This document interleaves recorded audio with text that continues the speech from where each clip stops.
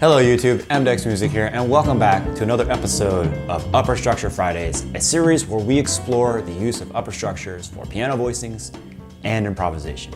If you haven't done so already, I encourage you to check out the introduction to the series where we talk about upper structures and how to use them to create new colors and music. I'll put a link in the description down below, or you can click on the iCard right there. Also be sure to check out mdex.com where you can find this course on upper structures in its entirety. So today we're going to look at a minor triad starting on the first degree of a dominant 7 chord. This is another tricky upper structure to use, and if you're not using it exactly right, it could sound a little off or wrong. So let's jump into how we build this upper structure. I'm going to play a D7 on my left hand. The 1 of D7 is D, so I just need a D minor on top, and if I put them together, the color I'll get is this. To construct this upper structure, we simply play a minor triad over a dominant 7 chord, starting on the first degree of that chord. For example, in D7, the 1 is D, so we simply have to play a D minor triad on top of a D7. We now have a D7 with a sharp 9. So when we play a D minor triad on top of a D7, we get a D7 sharp 9.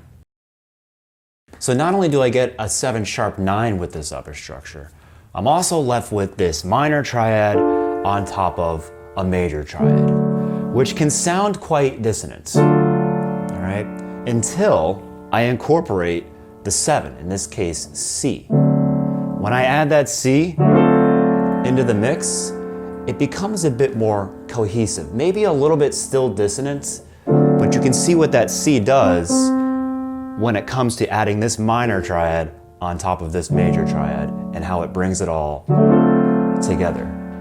Here are the ways you can think about this triad. Play a minor triad starting on the 1 of the chord. For a more independent perspective, just think of the root and play the minor triad on that note in any inversion.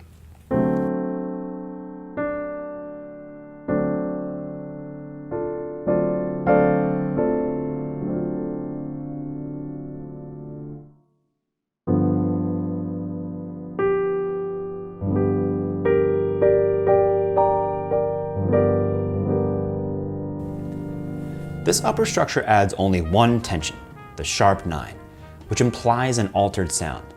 But because it is the only tension added, it creates lots of tension since both the major and the minor sound of the main chord are clearly heard simultaneously.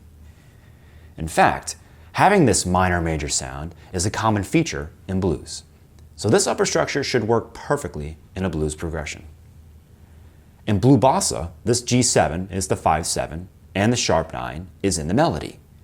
This sets an ideal context for our upper structure. So we're going to use our reharm at the end of blue bossa, right here. So that B flat that you just heard in the melody, also known as A sharp, is the sharp 9 of our chord, which is what makes this such a prime candidate for our upper structure. So if you use that, it's going to sound like this.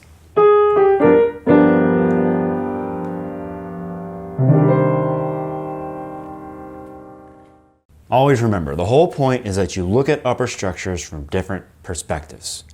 Each perspective will open up different doors. Any of these ways of thinking is always useful.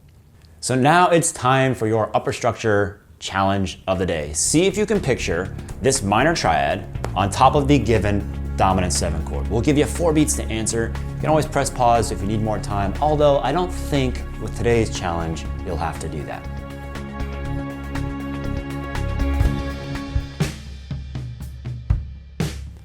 C7, C minor,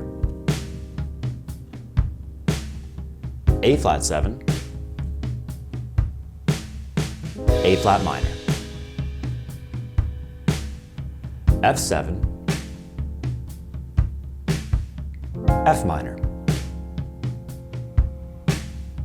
B flat 7, B flat minor.